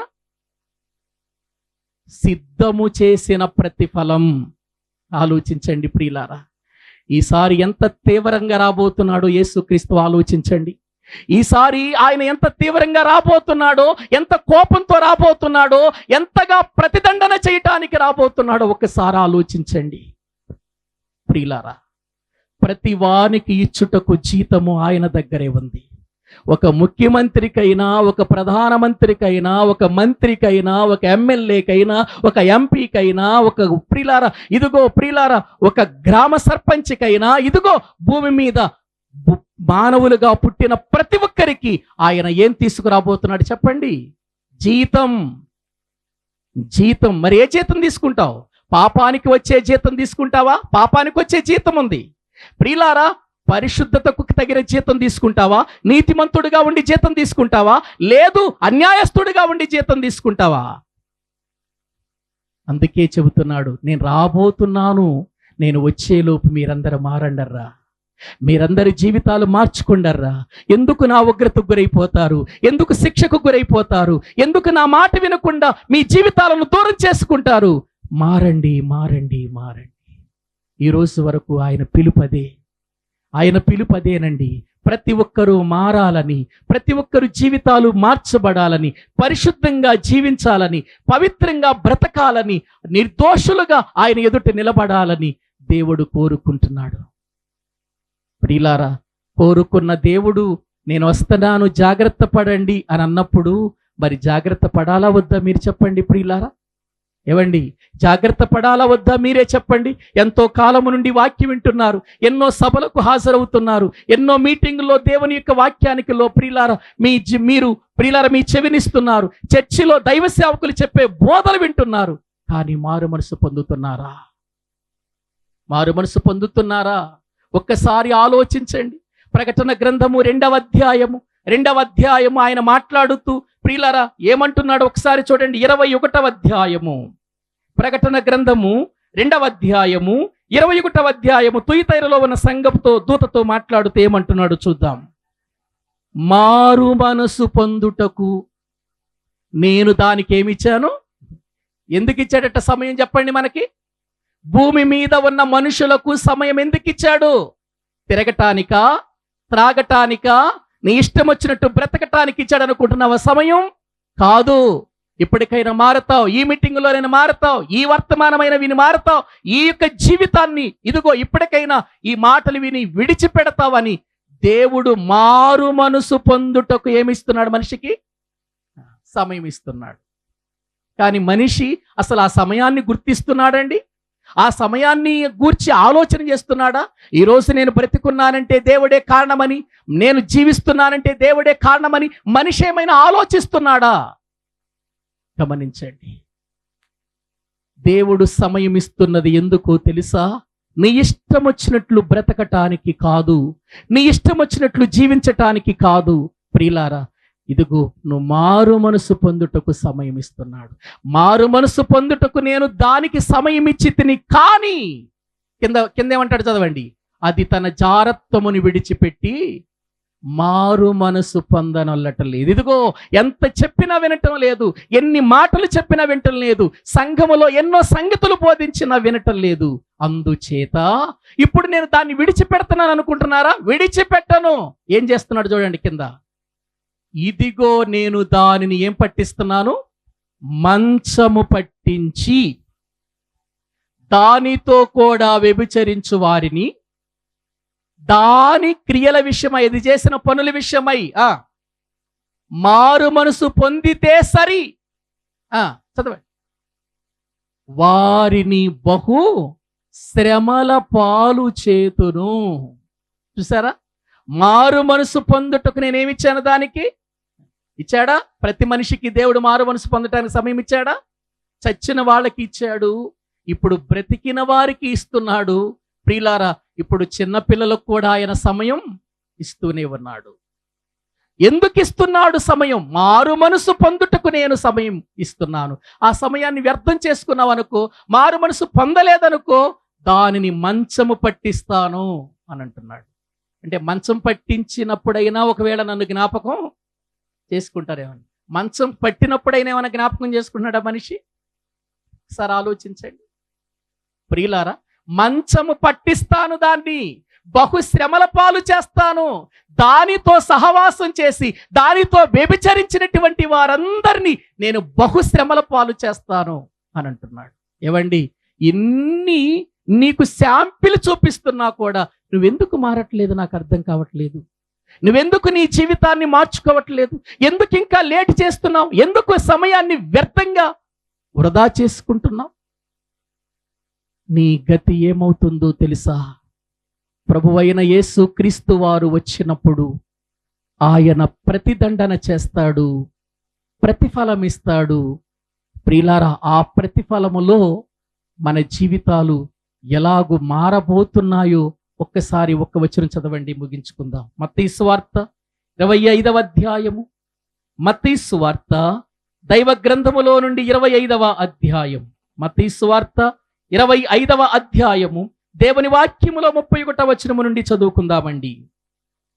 తన మహిమతో మనుష్య కుమారుడు ఆయనతో కూడా సమస్త దూతలను వచ్చినప్పుడు ఆయన తన మహిమ గల సింహాసనము మీద ఆసీనుడయ్యుండును. అప్పుడు సమస్త జనములు ఆయన ఎదుటకు ఏం చేయబడుతున్నారు? ఎవరు? తిప్పనగుంటలో ఉన్న వాళ్ళేనా? ఏమండి, తిప్పనగుంటలో ఉన్న వాళ్ళేనా? ప్రపంచములో ఉన్నటువంటి వారందరూ పోగు చేయబడతారా? లోకములో ఉన్న ప్రతి ఒక్కడు పోగు చేయబడి ఆయన ఎదుటకు తీసుకురాబోతున్నాడు. ఎక్కడ తప్పించుకుంటావు నువ్వు? ఏ గూట్లో దాక్కుంటావు? ఏ ఇంట్లో దాక్కుంటావు? ఆయనకి మరుగైన స్థలం ఏమైనా ఉందా? ఏమండి, దేవునికి మరుగైన స్థలం అంటూ ఏమైనా ఉందా? సమస్త జనములు ఆయన ఎదుట ఏం చేయబడబోతున్నాయి? పోగు చేయబడబోతున్నాయి. చదవండి. గొల్లవాడు మేకలలో నుండి గొర్రెలను వేరుపరుచున్నట్లు ఆయన వారిని ఏం చేయబోతున్నాడు? ఏమండి, పోగు చేసిన వారందరినీ ఇప్పుడు ఏం చేస్తున్నాడు? వేరు చేస్తున్నాడు. గొర్రెలు మేకలు. ఏమండి, గొర్రెలు మేకలు అంటే ఇప్పటి వరకు గొర్రెలు మేకలు కలిసే ఉన్నాయా? ఇక్కడ ఇవ్వేంటి?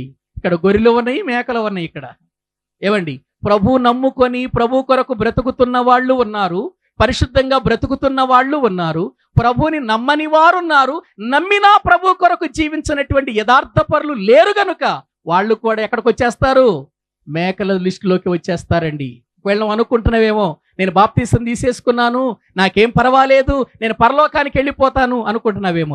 బాప్తీసము తీసుకున్నంత మాత్రాన పరలోకానికి వెళ్ళవు. బాప్తీసం తీసుకున్న నీవు వాక్యానుసారముగా దేవుడు చెప్పినట్టుగా దైవ ప్రణాళికలో దేవుని ఉద్దేశంలో బ్రతకాలి. నువ్వు పాస్టర్ గారివైనా, నువ్వు సంఘ పెద్దవైనా, నువ్వు విశ్వాసివైనా దేవుని యొక్క చిత్తానుసారముగా బ్రతకాలి. లేకపోతే నువ్వు కూడా ఆ లిస్టులోకి వెళ్ళిపోతావు. ఏ లిస్టులోకి? మేకల లిస్టులోకి వెళ్ళిపోతావు. ప్రియులారా, బాప్తిస్మము వలన పరలోకానికి వెళ్ళాం మనం. బాప్తిస్మం పరలోకానికి ఒక మార్గం అంతే. బాప్తిస్మం పరలోకానికి వెళ్ళటానికి ఒక మార్గం. ఆ మార్గంలో నువ్వు నడవాలిగా చివరిదాకా. ఏవండి, ఈ రోజున చాలా మంది ప్రభువుని నమ్ముకుని కూడా ప్రజల ఎదుట ఎంత ప్రియుల దారుణంగా బ్రతుకుతున్నారంటే, మాటలు మారలేదు, బ్రతుకులు మారలేదు, జీవితాలు మారలేదు, బుద్ధి మారలేదు. ప్రియులారా, లోకం ఏమంటుందంటే, ఏవండి వాళ్ళు బాప్తీసం తీసుకున్నారు కానీ వాళ్ళ బ్రతుకులే మారలేదండి. వాళ్ళు బాప్తీసం తీసుకున్నారండి, వారి నోటి మాటలు మారలేదండి. వాళ్ళు బాప్తీసం తీసుకుని బైబిల్ తీసుకుని ప్రార్థనకి వెళుతున్నారండి, కానీ వాళ్ళ బ్రతుకు మారలేదండి అనటం లేదా లోకం? ప్రియులారా, ఆలోచించు. నేను బాప్తిస్మం తీసుకున్నానని విర్రవేగొద్దు. బాప్తిస్మము తీసుకున్న మనం ఆయన చిత్తాన్ని నెరవేర్చాలి. ప్రభువా ప్రభువా అని పిలిచేవాడు పరలోకానికి వెళ్ళడు. నా తండ్రి చిత్త ప్రకారము చేయువాడే పరలోకానికి వెళతాడు, పరలోక రాజ్యములో ప్రవేశిస్తాడని బైబిల్ చాలా స్పష్టంగా చెబుతుంది ప్రియులారా. కాబట్టి బాప్తీసం తీసుకున్నంత మాత్రం నువ్వు చిందిలేయొద్దు. బాప్తీసం తీసుకున్న తర్వాత నీ బ్రతుకు ఎలా ఉంది? మాటలు మారాయా? బ్రతుకు మారిందా? ఉద్దేశాలు మారాయా? ప్రవర్తన మారిందా? జీవితంలో ఆత్మీయత కనబడుతుందా? నీలో క్రీస్తు లక్షణాలు కనబడుతున్నాయా? ప్రేమ కనబడుతుందా? ఇదిగో సమాధానం కనబడుతుందా? శాంతి కనబడుతుందా? ఇతరులకు ప్రియులారా దేవుని మాటలు చెప్పే స్వభావం కనబడుతుందా? లోబడే స్వభావం కనబడుతుందా? క్రీస్తును పోలిన జీవితం కనబడుతుందా? అలా కనబడకపోతే నువ్వు కూడా గొర్రెల లిస్టులోనికి రావు. ప్రియులారా, ఒక్కసారి ఆలోచించండి. ప్రజలలో సమస్త ప్రజలను పోగు చేస్తున్నాడు దేవుడు. పోగు చేసిన తర్వాత మళ్ళీ వారిని వేరు చేస్తున్నాడు. మేకలు గొర్రెలుగా వేరు చేస్తున్నాడు. ఇప్పుడు మేకలను చూచి ఏమంటున్నాడో, గొర్రెలను చూచి ఏమంటున్నాడో ఒకసారి చదవండి ప్రియులారా. దేవుని వాక్య భాగములో మనము చూస్తే చదవండి. 4వ వచనం చదువుకుందాం. అప్పుడు రాజు తన కుడివైపున ఉన్న వారిని చూచి, నా తండ్రి చేత ఆశీర్వదించబడిన వారులారా, రండి, లోకము పుట్టినది మొదలుకొని మీ కొరకు సిద్ధపరచబడిన రాజ్యమును స్వతంత్రించుకొండుడి. ప్రియులారా, గొర్రెలతో మాట్లాడుతున్నాడు ఆయన మార్పు చెంది దేవుని కొరకు బ్రతుకుతున్న వారితో మాట్లాడుతున్నాడు. ఏమని మాట్లాడుతున్నాడు ఆయన? నా తండ్రి చేత ఆశీర్వదించబడిన వారలారా రండి అని పిలుస్తున్నాడు. చూడండి, నా తండ్రి చేత ఆశీర్వదించబడిన వారలారా, నా తండ్రి చేత ఆశీర్వదించబడిన వారలారా అంటే తండ్రి చేత ఆశీర్వదించబడటం అంటే ఏంటి? ఆయన చెప్పిన మాట విని, ఆయన చెప్పినట్లుగా నడుచుకొని, ఆయన భక్తిలో నడుచుకొని, వాక్యం ఏం చెబుతుందో, వాక్యము ఏ ప్రకారంగా బ్రతకమందో అలా బ్రతికినటువంటి వాళ్ళే దీవించబడిన వారు, ఆశీర్వదించబడిన వారు. నా తండ్రి చేత ఆశీర్వదించబడిన వారులారా రండి, లోకము పుట్టినది మొదలుకొని మీ కొరకు సిద్ధపరిచిన రాజ్యమును స్వతంత్రించుకోండి అని అన్నాడు. ఇది గొర్రెలతో అన్నాడు. ఇప్పుడు ఎడమ వైపునున్న మేకలతో ఏమన్నాడు? ఒకసారి 41వ వచనం చదవండి. అప్పుడు ఆయన ఎడమ వైపున ఉండు వారిని చూచి, ఎవరట వీళ్ళు? వీళ్ళు ఆశీర్వదించబడిన వారు కాదు. ఇప్పటి వరకు ఆశీర్వదించబడిన గుంపులోనే ఎదిగారు వీళ్ళు. ఇప్పటి వరకు ఆశీర్వదించబడిన గుంపులోనే జీవించారు వీళ్ళు. ఎన్నో దేవుని మాటలు విన్నారు, ఎన్నో దేవుని సంగతులు విన్నారు, ఎన్నో దేవుని పాటలు విన్నారు, ఎన్నో హెచ్చరికలు విన్నారు. కానీ వీళ్ళు దీవించబడిన వారు కాదు, రక్షించబడిన వారు కాదు, వీళ్ళు దేవుని మాటకు లోబడిన వారు కాదు. అందుకే నా తండ్రి చేత శపించబడిన వారులారా. ఏమంటే 2 గుంపులు కనబడుతున్నాయి ఇక్కడ. తండ్రి చేత దీవించబడిన గుంపు, తండ్రి చేత శపించబడుతున్న గుంపు. నా తండ్రి చేత శపించబడిన వారులారా, నన్ను విడిచి అపవాదికిని వాని దూతలకును సిద్ధపరిచిన నిత్యగ్నిలోనికి పోడి. నిత్యగ్నిలోనికి పోడి. ఆశీర్వదించబడిన వారేమో రండి అంటున్నాడు, శపించబడిన వారినేమో నన్ను విడిచి పొండి అని అంటున్నాడు. చూడండి ప్రియులారా, నన్ను విడిచి పొండి. ఇప్పటి వరకు చేతులు చాపాను, ఇప్పటి వరకు మీరు వస్తారని ఎదురు చూచాను, ఇప్పటి వరకు మీరు బాగుపడతారన్న మాటలు వినిపించాను, ఇప్పటి వరకు మీ బ్రతుకులు మార్చుకుంటారని మీకు సమయం ఇచ్చాను, కాలం ఇచ్చాను, ఆయుష్నిచ్చాను, ఆరోగ్యం ఇచ్చాను. అయినా మీరు మారలేదు కదా, నా మాట వినలేదు కదా, నా మాటకు లోబడలేదు కదా, మీ జీవితాలు నాకు అప్పగించలేదు కదా. వెళ్ళిపోండి నరకానికి, అపవాదికి వాని దూతలకు సిద్ధపరిచిన అగ్నిలోనికి వెళ్ళిపోండి. ప్రియులారా, ఒక్కసారి ప్రభు ఆ మాట అని అన్నాడు అనంటే, ఒక్కసారి నీవు నిత్య అగ్నిలోనికి వెళ్ళిపోయావంటే మరలా తిరిగి వచ్చే అవకాశం లేదు. మళ్ళీ తిరిగి రావటానికి, దిద్దుకోవటానికి, సరి చేసుకునే అవకాశం లేదు. ఇక్కడ ఉండగానే సరి చేసుకోవాలి, బ్రతికి ఉండగానే సరి చేసుకోవాలి, వాక్యం వింటుండగానే సరి చేసుకోవాలి. తండ్రి చేత ఆశీర్వదించబడిన గుంపులోనికి నువ్వు రావాలి. ప్రియ దేవుని పిల్లలారా, ఇక్కడ కూర్చున్న వారులారా, ఎంతకాలము దేవుని మాటలు వింటూ నీ జీవితాన్ని మోసం చేసుకుంటూ బ్రతుకుతున్నావు. ప్రతి దండన చేయటానికి రాబోతున్నాడు ఆయన. ఇదిగో నేను త్వరగా వచ్చుచున్నాను అని అంటున్నాడంటే, ఇదిగో నేను త్వరగా రాబోతున్నాను అని అంటున్నాడంటే, ప్రియులారా, ఇదిగో ఎంతో ప్రమాదం జరగబోతుంది ఈ లోకానికి, ఎంతో ఘోరమైన సంఘటన జరగబోతుంది. గుండెలు బాదుకునే రోజు అది. ఆనందపడే రోజు అనుకుంటున్నారు అది? ప్రభు రాకడంటే ఆనందపడే రోజు అనుకుంటున్నారా? ఆర్భాటముతో, మహాధ్వనితో, బూరధ్వనితో ఆయన రాబోతున్నాడు ప్రియులారా. ఆ రోజున ఎంత భయంకరమైనటువంటి పరిస్థితితో ఒక్కసారి ఆ మాటలు కూడా చదవండి. పేతురు గారు రాసిన 2వ పత్రిక 3వ అధ్యాయము 10వ వచనము నుండి చదవండి ప్రియులారా. 10వ వచనము నుండి వాక్య భాగములో మనము చూడగలిగితే, పేతురు గారు రాసిన 2వ పత్రిక 3వ అధ్యాయము 10వ వచనము చదవండి ప్రియులారా. ప్రభువు దినము దొంగ వచ్చునట్లు వచ్చును. ఆ దినమున ఆకాశములు మహాధ్వనితో ఏమైపోతాయట? ఏవండి, ఆయన రాకడలో ఏం జరగబోతుందో చూడండి. అది ఎంత భయంకరమైన దినమో, అది ఎంత ప్రతిదండన దినమో, అది ఎంత ప్రియులారా ఘోరమైనటువంటి దినమో, గుండెలు బాదుకునే దినమండది. ఆకాశములు ఏం చేయబోతున్నాయట? ఏవండి, మళ్ళీ చదవండి వచ్చును. మళ్ళీ ఆకాశములు మహాధ్వనితో ఏం చేయబోతున్నాయి? గతించిపోబోతున్నాయి. ఆకాశములు మహాధ్వని చేయబోతున్నాయి. ఉరుము వస్తేనే భయపడతాం కదండి మనం. ఏవండి, ఉరిమితేనే భయపడతాం మనం.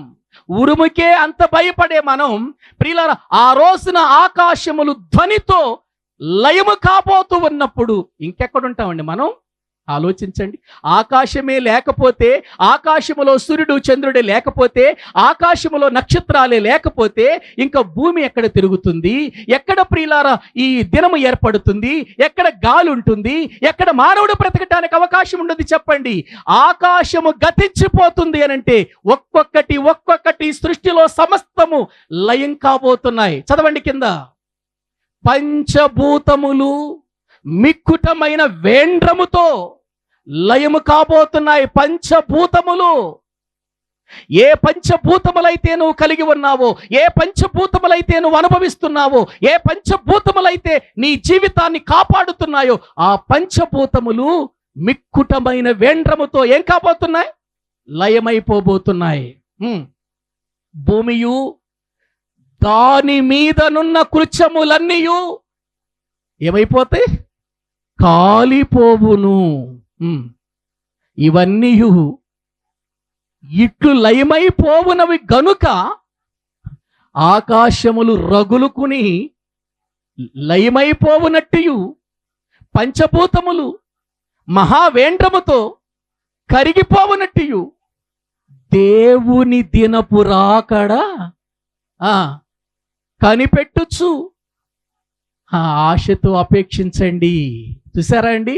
ఇదిగో మీరు అనుకుంటున్నారేమో రెండవసారి యేసుక్రీస్తు వస్తున్నాడంటే, రెండవసారి ఆయన రాబోతున్నాడంటే మీరు అనుకుంటున్నారేమో అదేముందిలేండి అనుకుంటున్నారేమో. జాగ్రత్త, ఇక్కడ నిలబడిన నేల ఉండదు, మనము చూస్తున్న ఆకాశములు ఉండవు, ఇంకా నువ్వెక్కడుంటావు? ఆ రోజు నువ్వెక్కడుంటావు ఆలోచించు. ఎంత కోపంతో రాబోతున్నాడో చూడండి యేసుక్రీస్తు వారు.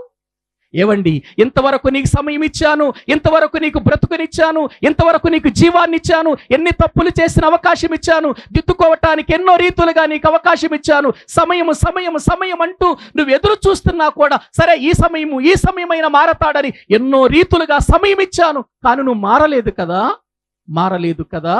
చూడు నా రాకడ ఎలా ఉంటుందో.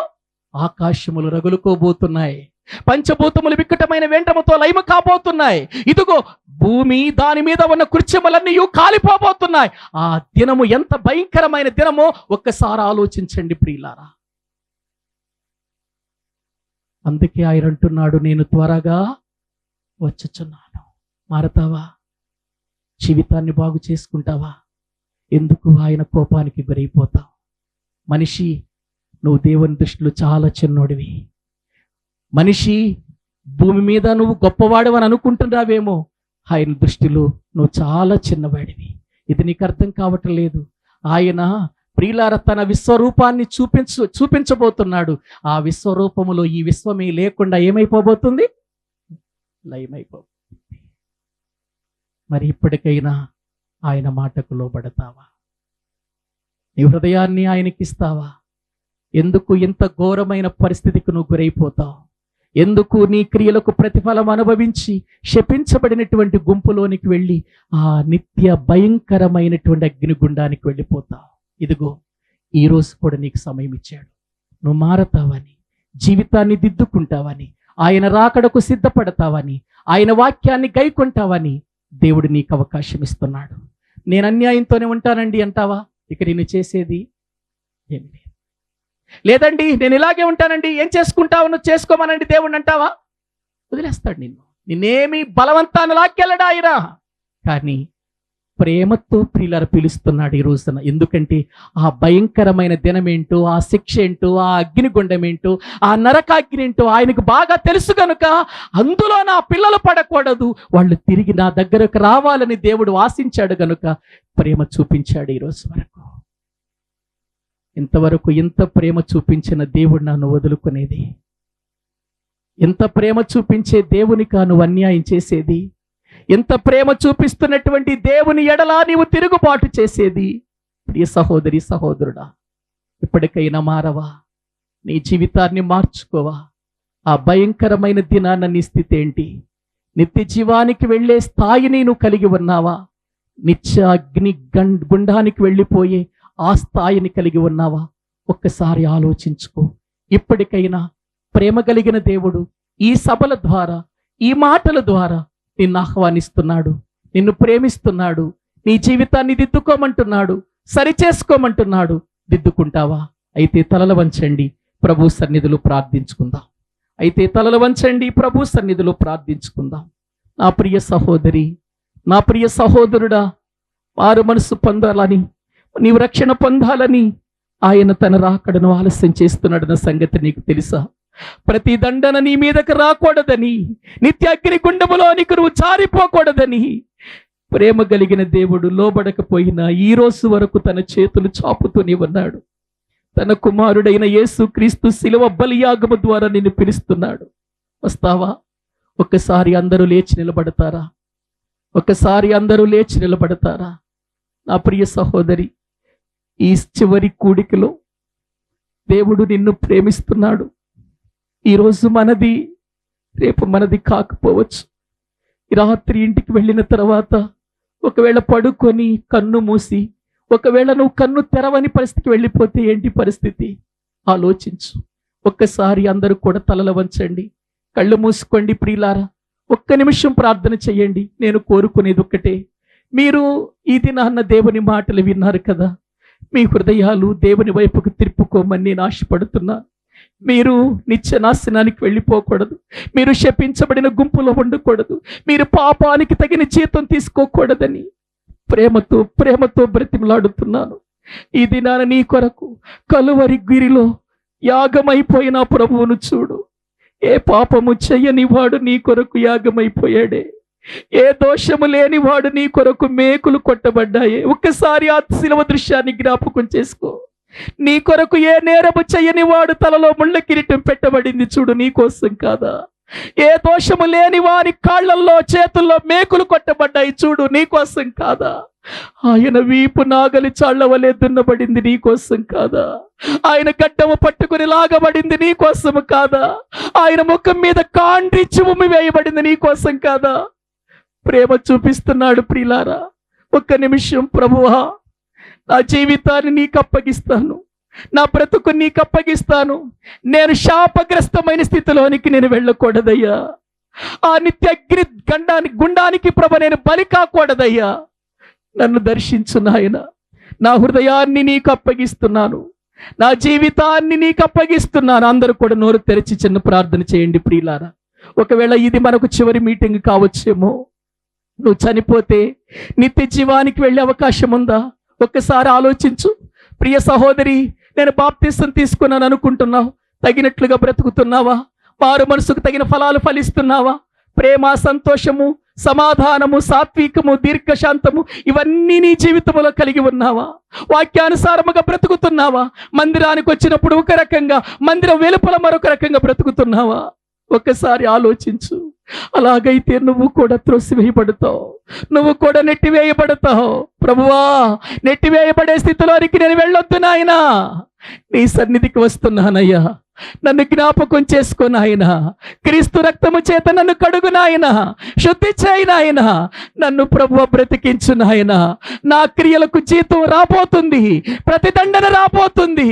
అయ్యో, ఆ భయంకరమైన స్థితికి నేను ఓర్చుకోలేనయ్యా. నన్ను జ్ఞాపకం చేసుకో ప్రభువా. ఒక్కసారి నోరు తెరిచి నువ్వు ప్రార్థన చేయి. ఒకవేళ నువ్వు రక్షణ పొందని వ్యక్తివైతే ఈ రోజే నీ హృదయాన్ని ప్రభువుకి ఇవ్వు. దేవుడు నిన్ను ప్రేమిస్తున్నాడు.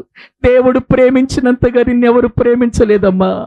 నీ అన్నదమ్ముల కంటే, నీ అక్క చెల్లెళ్ళ కంటే, నీ భార్య కంటే, నీ భర్త కంటే, నీ బంధువుల కంటే, నీ తల్లిదండ్రుల కంటే నిన్ను బహుగా ప్రేమించాడు గనుకనే ఆయన తన కుమారుణ్ణి సిలువలో బలి చేశాడు. ఆయన నలగగొట్టుటకు యెహోవాకి ఇష్టమయ్యింది. ప్రియ సహోదరి, ఎంతకాలము వెనుకంజ వేస్తావు? ఇదిగో నేను త్వరగా వచ్చుచున్నాను. ప్రతి వాని క్రియల చొప్పున జీతము నా యొద్ద ఉంది, నేను ప్రతిఫలం ఇవ్వటానికి రాబోతున్నానంటున్నాడు. నువ్వే ప్రతిఫలము తీసుకుంటావు? పాపానికి తగిన ప్రతిఫలము తీసుకుంటావా? పరిశుద్ధతకు తగినటువంటి ప్రతిఫలము తీసుకుంటావా? క్రీస్తు రాకడలో నీ స్థితి ఏంటి? ప్రభు యొక్క రాకలో, రెండవ రాకలో నీ గతి ఏం కాబోతుంది? ఒక్కసారి ఆలోచించవా? ఇదిగో ఈ దినాన్న నీ హృదయాన్ని తెరచి ప్రభువుకు నీవు చెప్పుకోవా? నీ బ్రతుకును ప్రభువుకు చెప్పుకోవా? ప్రభువా, నన్ను మార్చు, క్రీస్తు రక్తముతో నన్ను కడుగు అని ఈ ప్రియులారా నిన్ను నువ్వు దేవునికి చెప్పుకో. ప్రభువా, నువ్వు నాకు కావాలి నాయనా, నేను నిత్య జీవం పొందాలి, నేను ఆ నరకము నుండి తప్పించబడాలి. కనుక నీ వాక్యానికి లోబడుతున్నానయ్యా. నా మనసుని నీకు అప్పగిస్తున్నాను, నా జీవితాన్ని కర్పించి బ్రతుకుతాను అని ఒకవేళ నువ్వు అనుకుంటే నీ చెయ్యెత్తి చూపించు. నీ కొరకు నేను ప్రార్థన చేస్తాను. ఎవరైనా ప్రియ సహోదరుడా, ప్రియ సహోదరి, టైం లేదు, సమయం లేదు, కాలాలు మారిపోతున్నాయి, మనుషుల జీవితాలు మారిపోతున్నాయి. బయటికి వెళుతున్న మనిషి మరలా తిరిగి వచ్చే నమ్మకాలు లేని స్థితి. ప్రియులారు, ఎక్కడ హార్ట్ అటాక్ వచ్చి చచ్చిపోతున్నారో తెలియటం లేదు, ఎక్కడ యాక్సిడెంట్లో చనిపోతున్నారో తెలియటం లేదు. క్షేమకరమైన స్థితి లేని దినాలివి. నువ్వు శాపగ్రస్తమైన మందులోనికి వెళ్ళకూడదని నా కోరిక. దేవుని ప్రేమతో నిన్ను బ్రతిమలాడుతున్నానన్నా. నా సహోదరి, చెల్లి, తల్లి, నిన్ను బ్రతిమలాడుతున్నాను. నువ్వు మార్పు చెందవా? ఎంతకాలము నీ బ్రతుకును మార్చుకోకుండా పాపములోనే బ్రతికిస్తావు? ఎన్నిసార్లు గద్దించినను లోపడిన వాడు తిరుగు లేకుండా హఠాత్తుగా నాశనం అయిపోతాడని బైబిల్ చెబుతుంది. ఇంకా ఎవరైనా ఉంటే మీ చేతులు పైకెత్తి చూపించండి. మీ కొరకు నేను ఒక చిన్న ప్రార్థన చేస్తాను. ప్రియులారా, ఇంకా ఎవరైనా, యవనస్తుడా ఆలస్యం చెయ్యొద్దు, యవనస్తురాలా ఆలస్యం చెయ్యొద్దు. నేటి దినాలలో యవనస్తుల మరణాలు ఎక్కువగా కనబడుతున్నాయి. ఎందుకు లేట్ చేస్తున్నావు? పాపాన్ని విడిచిపెట్టడానికి ఎందుకు ఇంకా నువ్వు లేట్ చేస్తావు? ఎందుకు? ఆ పాపం వల్ల నీకొచ్చే నష్టమే కానీ నీకొచ్చే లాభమేముంది చెప్పు? జీవితాన్ని ప్రభువుకి అర్పించు. నీ మనసులో ఉన్న చెడ్డ ఆలోచనలు తీసేయి. నీ యొక్క ఆలోచనలన్నీ కూడా పాడైపోయినవని తొలగించేసేయి. వాటిని నేను పరిశుద్ధంగా బ్రతకాలి, చనిపోతే ప్రభు దగ్గరికి వెళ్ళిపోవాలని ఒక ఆలోచనతో ఉండు. ఒక చిన్న ప్రార్థన చేసుకుందాం. పరిశుద్ధుడు అయిన మా ప్రియ పరలోకపు తండ్రి, మీ ఘనమైన శ్రేష్టమైన నామానికి వందనాలు. ఈ 3వ రోజు రాత్రి కూడికలో నీ మాటలు వినిపించానయ్యా. విశ్వాసులకు తగిన మాటలు నాయనా, రక్షణ పొందని వారికి తగిన మాటలు నాయనా, మా అందరికీ కావలసిన మాటలు నీ వాక్యములో నుండి మాకు ఎత్తి చూపించారు. నీ మాటల ద్వారా మమ్మలను బలపరచండి. ఎవరైతే ఈ 3 దిన కూడికలలో విన్న వాక్యాన్ని బట్టి వారు ఒక మంచి ప్రభువైన ఆలోచన కలిగి ఉన్నారు, ఒక మంచి తీర్మానం కలిగి ఉన్నారు, వారందరినీ జ్ఞాపకం చేసుకునండి. వారి మనసులలో అపవాదికి చోటు లేకుండా వాటిని జయించగలిగిన ప్రార్థనాత్మ పెట్టండి. మీ శక్తితో నింపి మీ యొక్క సన్నిధి వారితో కూడా ఉంచి నడిపించమని, ఈ సభలకు నాయన ఇప్పటి వరకు కూడా మీరు జరిగించిన ప్రభువా ప్రతి కార్యాన్ని బట్టి మీకు వందనాలు, స్తుతులు చెల్లిస్తూ మా ప్రభు, మా రక్షకుడు, మీ ప్రియ కుమారుడైన యేసుక్రీస్తు ప్రభువు పేరట ప్రార్థించి స్తుతించి వేడుకుంటున్నాము తండ్రి. ఆమేన్.